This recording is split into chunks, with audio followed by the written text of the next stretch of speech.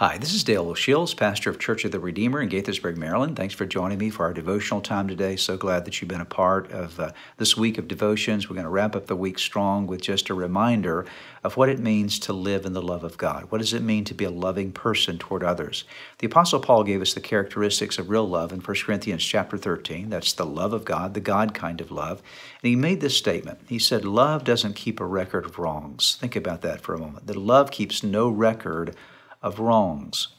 How many times in life do we have something that hurts us, something that someone does against us, something that someone says to us, and we let it stick inside of us? It gets down in our heart, and we hold on to it, and we form a grudge about it. We become hurt by it, and we hold on to it, and we nurse that anger. We nurse that wound inside of us, and it continues to linger with us as poison in our soul.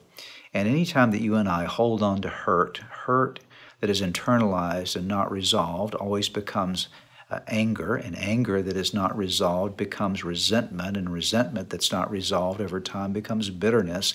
And a bitter spirit inside of you will just make your whole life bitter. I mean, it just ruins everything. It becomes toxic inside of you.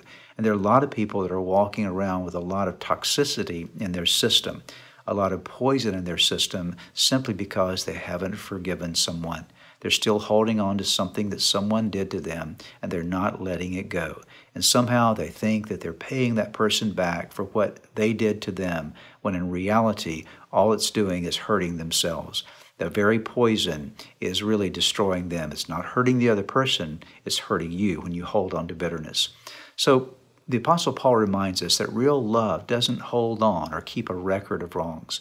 It doesn't create a list that says, you know what, well, you did this to me, and you did that to me, and you did the other thing to me. See, there are a lot of people that have this ongoing history in their relationship, and this history is brought up almost every time a problem arises, and there's just this recounting of all the things that have gone wrong. And God says, what I want you to do is I want you to clear the slate, clear the deck, and start fresh. Don't let unforgiveness stay inside of you. Love keeps no record of wrongs.